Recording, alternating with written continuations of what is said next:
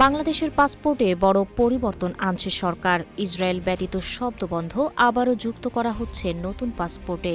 ৬ বছর আগে ক্ষমতাচ্যুত আওয়ামী লীগ সরকারের সময়ে বাদ দেওয়া এই শব্দবন্ধ পুনর্বহাল করতে যাচ্ছে বিএনপি সরকার। ফিলিস্তিন ইস্যুতে দেশের দীর্ঘদিনের অবস্থানের সঙ্গে সামঞ্জস্য রেখে এ উদ্যোগ নেওয়া হয়েছে বলে জানিয়েছে সংশ্লিষ্ট কর্মকর্তারা।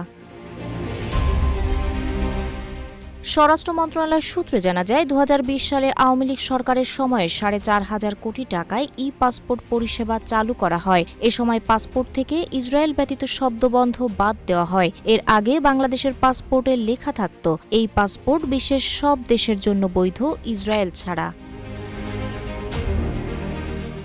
১৭ ফেব্রুয়ারি বিএনপি সরকার দায়িত্ব গ্রহণের পর পাসপোর্টে বেশ কিছু বিষয় পরিবর্তনের প্রক্রিয়া শুরু করে। এর মধ্যে পাসপোর্ট থেকে গোপালগঞ্জের টুঙ্গিপাড়ায় বঙ্গবন্ধু শেখ মুজিবুর রহমানের সমাধিসৌধ, রাজধানীর সোহরাওয়ার্দী উদ্যানে স্বাধীনতা স্তম্ভ, মডেল মসজিদ, বঙ্গবন্ধু সেতু, বঙ্গবন্ধু শেখ মুজিবুর রহমান নভ থিয়েটার, বঙ্গবন্ধু স্যাটেলাইট, পদ্মা সেতু, মেট্রো রেল, নৌকাসহ কক্সবাজার সমুদ্র সৈকতের ছবি, রূপপুর পারমাণবিক বিদ্যুৎ কেন্দ্র, দিনাজপুরের কান্তজিউ মন্দির এবং মেহেরপুরের মুজিবনগর সরকারের স্মৃতিসৌধের ছবি বাদ যাচ্ছে। জীবন অবাক না করলে কে করবে? 28% মিল্ক ফ্যাটের অবাক করার সাথে ফ্রেশ মিল্ক পাউডার। জীবন অবাক করুক প্রতিদিন।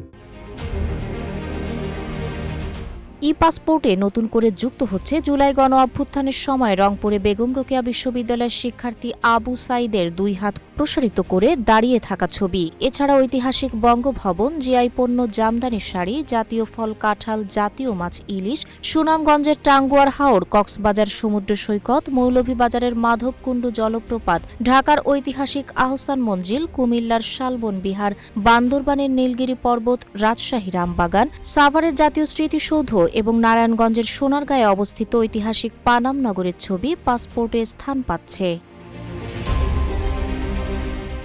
সংশ্লিষ্ট ব্যক্তিরা মনে করছেন, পাসপোর্টে ইসরায়েল ব্যতীত শর্ত পুনর্বহাল এবং জলছাপের এই পরিবর্তন আন্তর্জাতিক পরিমণ্ডলে বাংলাদেশের রাষ্ট্রীয় ও রাজনৈতিক পরিচয়ের প্রতীকী পুনর্বিন্যাসের একটি বড় অংশ।